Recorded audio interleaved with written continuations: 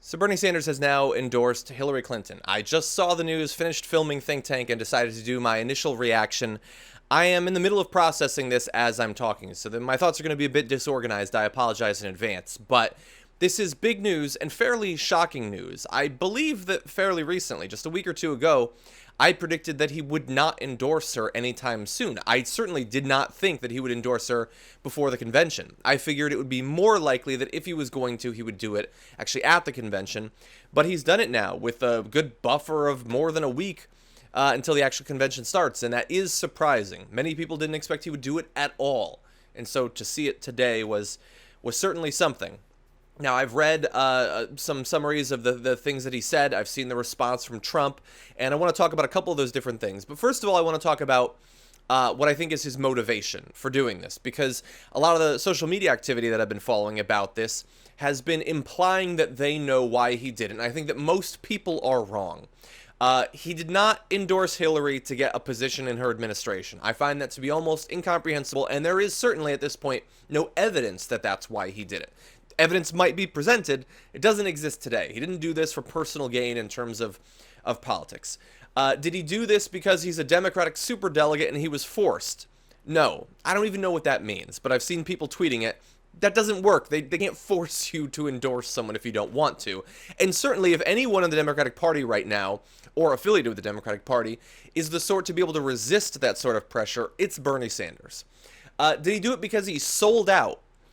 I don't even know what that is supposed to mean in this context. People use it because they want to say, I don't like this thing, I don't like this person, selling out's a bad thing, so I'm going to say that they sold out so that I don't have to do the actual intellectual work of persuading a person of why they are bad now. I'm just going to say they're bad and hopefully people will agree with me. But the idea that he sold out, how fucking crazy is that? Bernie Sanders has been in this shit for like 4 decades. He's been working, more than 4 decades, working on almost the exact same policies that he's been pushing for. Bernie Sanders is not a sellout, okay? He could have sold out a million times over the course of his career if he wanted to do that. That's not why he did this. Here's why Bernie Sanders is endorsing Hillary Clinton. Here's why he says that she should be the president rather than Donald Trump. Because Bernie Sanders believes that that is the best available option to get his policy preferences enacted into actual law, into actual legislation. And Bernie Sanders is right about that. Bernie Sanders is not a stupid person. Bernie Sanders is not a naive person. Bernie Sanders is not a sellout. Okay, you can say those things about him, or you can imply them without saying, which is far more common. I've seen a lot of tweets to the effect that he's clearly a moron to endorse her. I personally don't think that Bernie Sanders is a moron. I think that he is an incredibly shrewd politician. He's experienced. He has seen what works and what does not work, and he is going for what he thinks has the best chance. Now, does that mean that he thinks Hillary Clinton is awesome? No. Does that mean he thinks she would be as good of a president as he would be? No. Does that mean that he thinks she would be the best option other than Donald Trump? No. In all likelihood, he probably thinks that Jill Stein might be a better president. But he thinks that Hillary Clinton has a far better chance of actually winning and putting at least some of his priorities into actual effect. And look, we've seen in terms of the platform, which has some major issues, but is certainly more progressive than it would have been. Her recent policy, the policy platforms that she's put out have been more liberal. Now, look, if you want to say she's probably going to back off on that, or she might compromise some of it, I totally agree. I'm right there with you. But Donald Trump is not going to give you 1/100th of what you want. Hillary Clinton will give you some of what you want. And so he looks at that, and he's a smart guy, and he says, this is our best bet. Now, many people are criticizing him, saying that this is stupid and pointless. He should simply run as an independent or back Jill Stein. He could do that if he wanted to. There's nothing stopping him from doing that. And the idea that he hasn't considered those options, that he hasn't had long meetings with political advisors about those options, is crazy. Of course he has. And he has come to the conclusion, and I agree with him, that those would be unlikely to actually succeed. If he were to run as a third-party candidate, I do not believe that he would win. He could win. Bernie Sanders has defied expectations in the past. He's defied the odds, and he is a very popular person. But there are a lot of reasons to think that he could not win in that case. Backing Jill Stein, are there reasons to do that? Yes. Could she win? Yes, theoretically. And even if you don't think that she's going to win, there are reasons to back her that don't have to do with her actually winning, to give her access to federal matching funds in future elections or something like that. There are reasons, certainly, to send a message if you want to. There are reasons. But if you actually want a third-party candidate to win the presidency, what you need to push for is not a third party. What you need to push for is a systemic change to the way elections are run in this country, because the way they're set up makes it incredibly unlikely. And the solution to that is not enthusiasm. I know that it feels like that's the solution, but I got news for you.